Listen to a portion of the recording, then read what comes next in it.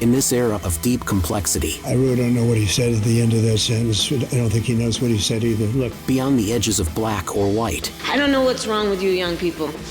You think you just fell out of a coconut tree? It's time to be notionally accurate. You're not telling the truth, Mr. Secretary. No disrespect, but that's just not true. Here's your host, Captain Kirk. Welcome one and all to the 14th episode of the Notionally Accurate podcast, produced live right here at the One Man's Burden Studios in my undisclosed compound, located in the DC bar Kamala went to prior to recording those cringe videos for her supporters. My name is Captain Kirk, and I'll be your affable host.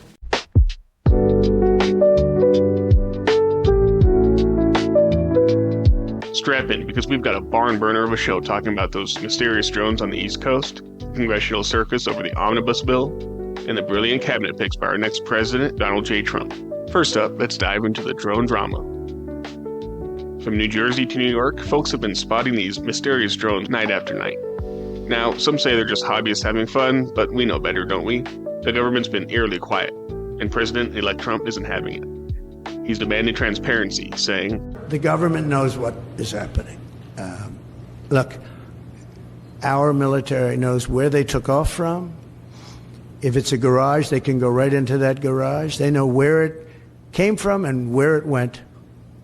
And for some reason, they don't want to comment. And I think they'd be better off saying what it is. Our military knows and our president knows. And for some reason, they want to keep people in suspense. I can't imagine it's the enemy, because if it was the enemy, they'd blast it out. Even if they were late, they'd blast it. Something strange is going on. For some reason, they don't want to tell the people, and they should, because the people are really, I mean, they happen to be over Bedminster. They're very close to Bedminster. I think maybe I won't spend the weekend in Bedminster. I've decided to cancel my trip. This isn't just about drones. It's about security. It's about privacy. And it's about showing the world that under Trump, we won't tolerate threats, domestic or foreign. We need answers, and we need them now. If you're terminally online like myself, you'd have come across 100 people providing 1,000 different interpretations of what's occurring in our airspace. I will stress to take them all with the most granular of salt until Trump is back in office and his team is in place.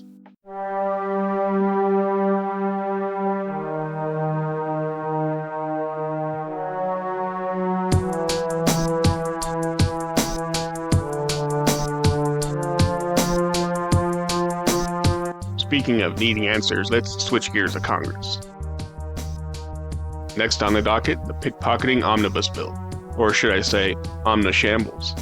Congress can't seem to agree on how to spend our hard-earned tax dollars, but thanks to Elon and Vivek at Doge, it appears the effort to make the American government efficient again is moving apace. Here we have Democrats dragging their feet, wanting to throw money at every pet project under the sun, while Republicans are pushing back, fractured as they are, with as slim a majority as they have, trying to keep the spending in check. Don't let anyone tell you what was in the bill. No one has read it besides Vivek. But amidst this chaos, President-elect Trump stands firm, ready to cut the fat, prioritize American interests, and maybe, just maybe, get us back to some semblance of fiscal responsibility. That's leadership, folks. And speaking of leadership,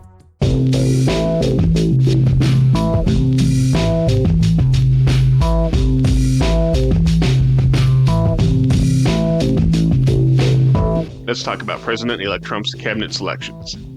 A team that's looking more like the Avengers than any political lineup we've ever seen. From Pete Hegseth at Defense to Tulsi Gabbard in Intelligence, RFK Jr. at HHS, Trump is assembling a dream team of doers, not just talkers. Even the doom-pilling commentariat online should not dissuade you from these selections. These are people who have served, who understand the stakes, and who will not bend to the woke agenda that's infiltrated Washington. With these picks, Trump is sending a clear message. It's time for America first, it's time for strength, and it's time for real change. That's what we elected him for, right? So what does this all mean for the average American? Look, the drones, the budget battles, and the cabinet, they're all part of the same story. It's about taking back control, ensuring our skies are safe, our finances are in order, and our government is run by patriots, not politicians. Trump's been clear. He's here to serve America, not the global elite or the swamp in D.C. We're on the cusp of a new era, folks. One where the American dream isn't just a slogan, but a reality. As for me, I'll be there in D.C. in January to see President-elect Trump get sworn in. so it should be a great time, just a few weeks away before we put America first. Remember, keep your eyes in the skies, your wallets tight, stay vigilant. Let's make America great again. I can proudly proclaim that the golden age of America is upon us. On January 20th, the United States will turn the page forever on 4 long, horrible years of failure. Our movement not only won a mandate, but we built new American majorities all over the place and will define our country's future. The people have given us their trust, and in return, we're going to give them the best day one, the biggest first week, and the most extraordinary first 100 days of any president in American history. Since the election, the stock market has broken one record after another. The biggest gain of stock market after an election in history. In a single month, small business optimism soared 41 points, which is a record. Bitcoin has surged to an all-time record high of $108,000. We're going to stop woke. Woke is bullish. And I will sign executive orders to end child sexual mutilation. And we will keep men out of women's sports. But something happened also in the election. All 50 states shifted toward the Republican Party, every single one of them. They're calling it the Trump effect because even before taking office, we're already bringing in the jobs and opportunity and safety and common sense back to the USA. We're bringing common sense back. We're going to embark on the most exciting and successful period of reform and renewal in all of American history. My administration will live by the motto, promises made, promises kept.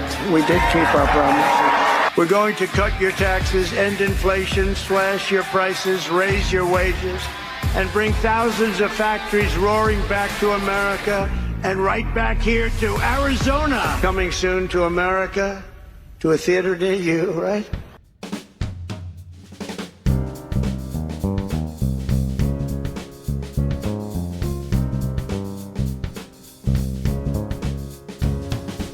A few news tidbits. It appears that Fani Willis has been thrown off the RICO case in Georgia. That is great news because Scott McAfee, the judge overseeing the case, made a huge mistake allowing her to stay on if she got rid of her lover boy, Nathan Wade. It appears that case is dead in the water. What prosecutor will want to pick that case up? It's effectively a hot potato and nobody wants to get burned. Jack Smith has dropped the cases against President Trump without prejudice. Unfortunately, while that means the cases are not going forward while Trump is in office, because it was not with prejudice, it appears the deep state is trying its best to bring the charges back once Trump is out of office. The love for Luigi Mangione, murdering CEO Brian Thompson like a coward in the back, is disgusting. The love that the leftists are showing him is transparent. These are the people that cheered when Minneapolis burned in 2020, when Portland was on fire, and when multiple people were killed because of the BLM Antifa riots following the overdose death of George Floyd, whose autopsy will be re-examined as part of Derek Chauvin's appeal of his conviction in 2021. And finally, Daniel Penny is free.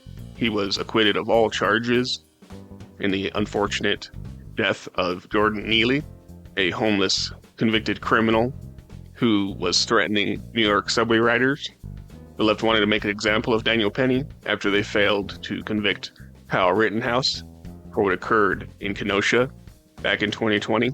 Unfortunately for them, the jury could not reach a guilty verdict on the first, most serious charge.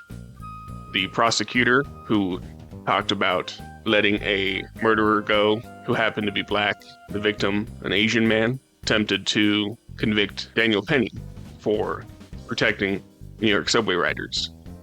A social justice malpractice, if there ever was one.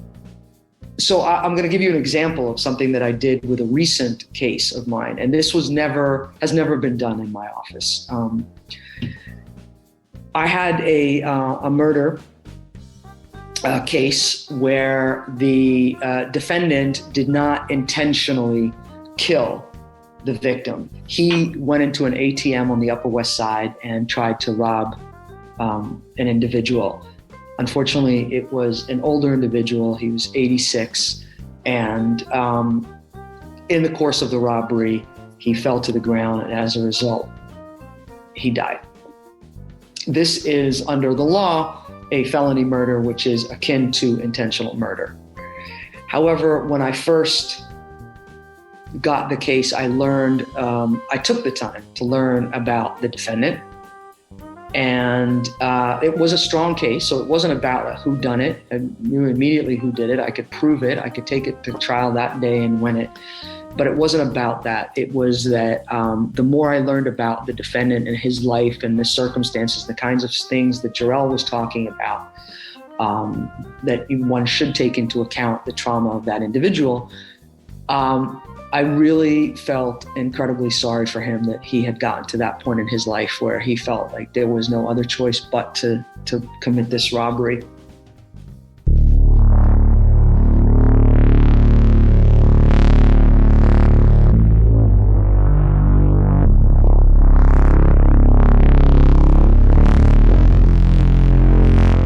The dichotomy between Mangione murdering that CEO, a husband and a father, and Daniel Penny unintentionally killing Jordan Neely couldn't be clearer. One was a murder, unjustified. The latter, a justified, accidental death. I don't think Daniel had any intention of killing Jordan Neely, where Luigi had full control of his faculties in murdering Ryan Thompson. So we'll see how the case against Luigi Mangione goes forward, and I'll be keeping my eye on that.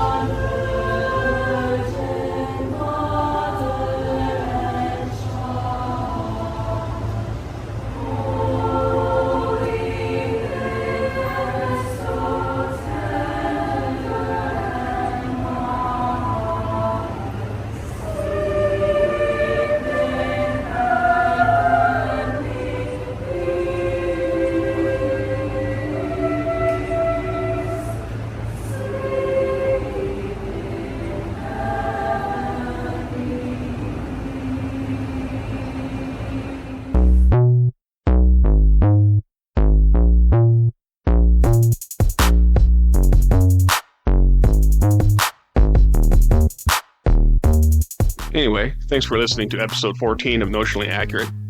I'm your host, Captain Kirk. More to come on future episodes. Find this podcast on SoundCloud, Rumble, and YouTube. Follow me on Twitter /X at NotionallyACC. That's at NotionallyACC. Email me at notionallyaccurate@protonmail.com. That's notionallyaccurate@protonmail.com. Take care, and remember, even if you can't be factually correct, you can always be notionally accurate.